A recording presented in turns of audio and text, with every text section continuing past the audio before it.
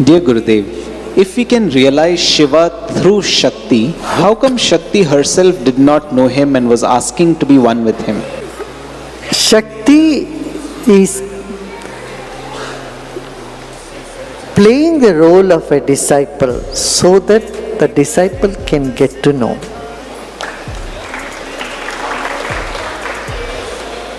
इसी को कहते खुद से खुद की खेल,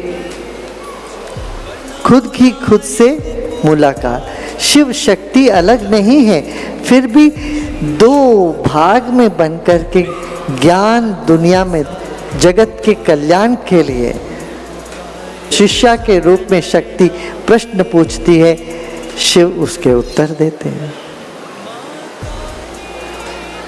ये कहने की समझने की तरीका है।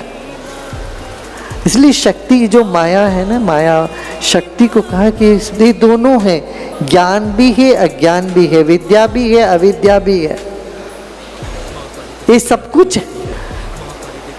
सतोगुण भी है तमोगुण भी है, रजोगुण भी, सब कुछ है, शक्ति है। जैसे सर्वम खलु इदम ब्रह्मा, ये सब कुछ ब्रह्म है कहते हैं, ऐसे कि शाक्त कहते हैं कि सब कुछ शक्तिमय है। तो इस तरह से ज्ञान भी शक्ति है, अज्ञान भी शक्ति का ही स्वरूप है।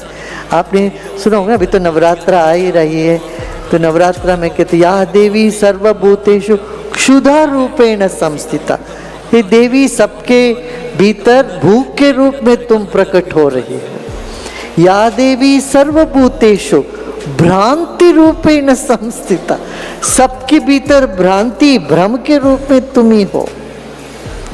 सबके भीतर तृष्णा प्यास के रूप में तुम हो। सबके भीतर कांति प्रकाश के रूप में तुम हो। सबके भीतर शांति के रूप में तुम हो। माने सभी रूप में तुम हो।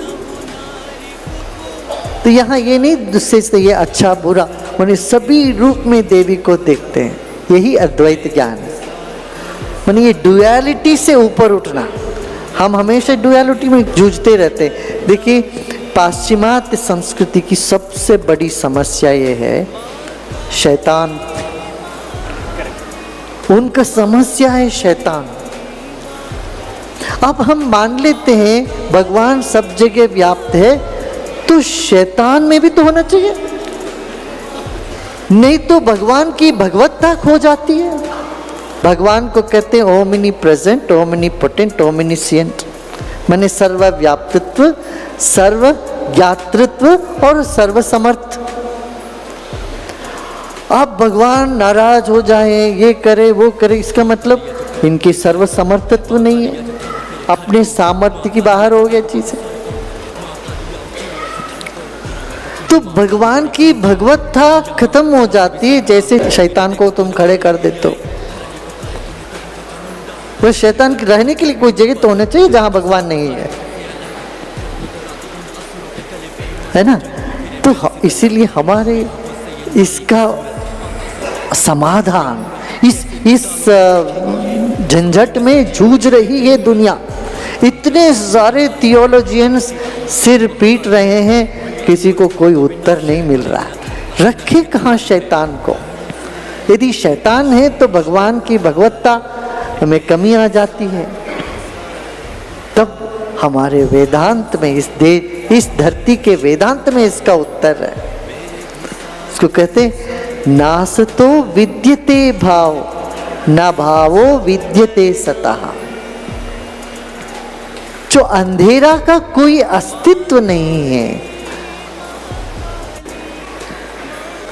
हम ये कह सकते इतना यूनिट लाइट चाहिए, हम ये नहीं कह सकते इतना यूनिट अंधेरा चाहिए, कि अंधेरे का कोई स्रोत नहीं है, कोई अस्तित्व नहीं है।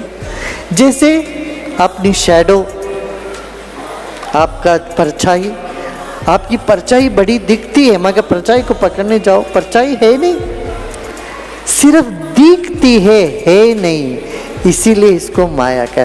शैतान जैसे लगता है, शैतान है नहीं, वो दिखता है, परछाई है।